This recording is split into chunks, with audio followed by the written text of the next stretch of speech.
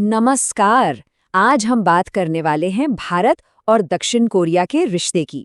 हाल ही में इन दोनों ने मिलकर 2026 से 2030 के लिए एक नया स्ट्रेटेजिक विजन पेश किया है। अब ये सुनने में भले ही कोई सरकारी दस्तावेज लगे, लेकिन विश्वास कीजिए ये उससे कहीं ज्यादा है। ये एक तरह से इन दोनों देशों की दोस्ती को एक मजबूत भविष्य को आकार देने वाली साझेदारी में बदलने का ऐलान है। लेकिन आगे बढ़ने से पहले चलिए थोड़ा सा पीछे चलते हैं। कितना पीछे? सोचकर देखिए, 2000 साल से भी ज्यादा। जी हाँ, ये रिश्ता इतना पुराना है। इसकी कहानी जुड़ी है अयोध्या की एक राजकुमारी से, जिनकी शादी एक कोरियाई राजा से हुई थी। तो आप समझ सकते हैं कि आज की ये मॉडर्न पार्टनरशिप जिस बुनियाद पर खड़ी है, वो कितनी गहरी और ऐतिहासिक है।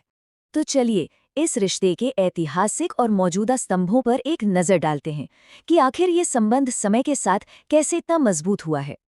देखिए, इस सफर की शुरुआत होती है 48 ईस्वी में राजकुमारी सूर्यरत्ना से। फिर सदियों बाद 1929 में रविंद्रनाथ टैगोर की कविता लैम्प ऑफ द ईस्ट ने इस रिश्ते में एक नई सांस्कृतिक जान फूंकी। और कौन भूल सकता है 1950s के दशक के कोरियाई युद्ध में भारत की मेडिकल यूनिट की भूमिका को, जिसे आज भी बड़े सम्मान से याद किया जाता है। और फिर आता है आधुनिक दौर, 2010 का व्यापक आर्थिक साझेदारी समझौता यानी सीपीए। इसने तो जैसे दोनों देशों के बीच व्यापार के सारे दरवाजे ही खोल दिए, एक असली गेम चेंजर साबित हुआ। और आज इस रिश्ते की आर्थिक ताकत कितनी है? जरा ये आंकड़ा देखिए, $25.1 बिलियन। ये 2024 में दोनों देशों के बीच हुए व्यापार का आंकड़ा है। सच में ये दिखाता है कि ये रिश्ता सिर्फ इतिहास के पन्नों में ही नहीं, बल्कि आज की अर्थव्यवस्था में भी कितना शक्तिशाली है। आज की तारीख में इस साझेदारी के दो बड़े ही मजेदार चेहरे हैं। एक तरफ तो हैं सैमसंग, हुंडई, किया और एलजी जैसे ब्रांड्स। ये सब मेक इन इंडिया के जरिए अब तो हर भारतीय घर का हिस्सा बन चुके हैं। और दूसरी तरफ है हेलयू यानी कोरियन वेव। के पॉप, के ड्रामा, के ब्यूटी, इन सब ने भारत के नौजवानों के दिलों में एक खास जगह बना ली है। ठीक है, तो ये तो हुई अब तक की बात। अब आगे देखते हैं। ये जो 2026 से 2030 का नया स्ट्रेटेजिक विजन तैयार किया गया है, इसमें आखिर है क्या? चलिए इसके मुख्य बिंदुओं को आसान भाषा में समझते हैं। अब जो बात वाकई दिलचस्प है वो ये है कि कैसे भारत की एक्ट ईस्ट नीति और कोरिया की न्यू सदर्न नीति एक साथ आ रही हैं। ये अब सिर्फ दो देशों का आपसी मामला नहीं रहा, बल्कि ये हिंद प्रशांत क्षेत्र में स्थिरता और सुरक्षा बनाए रखने की दिशा में एक बड़ा रणनीतिक कदम बन गया है।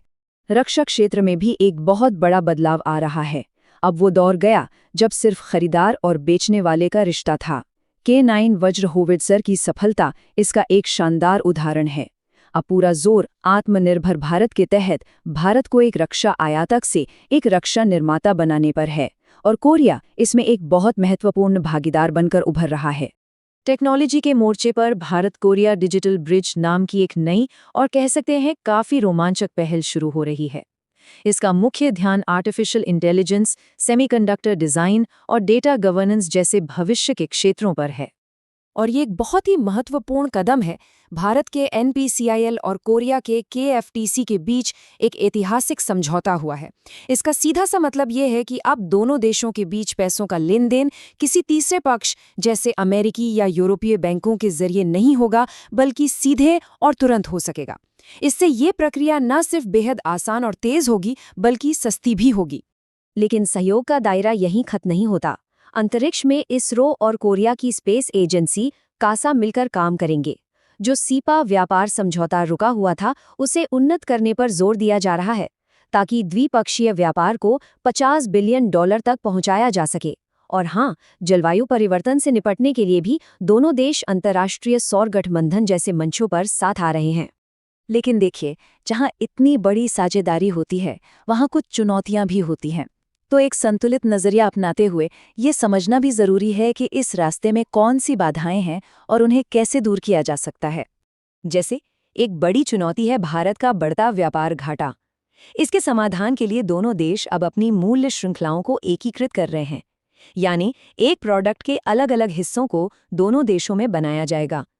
इसी तरह रक्षा सहयोग को और गहरा करने के लिए टेक्नोलॉजी हस्तांतरण के साथ सह उत्पादन पर जोर है और प्रोजेक्ट्स में देरी को दूर करने के लिए कोरिया विशिष्ट औद्योगिक क्लस्टर बनाए जा रहे हैं।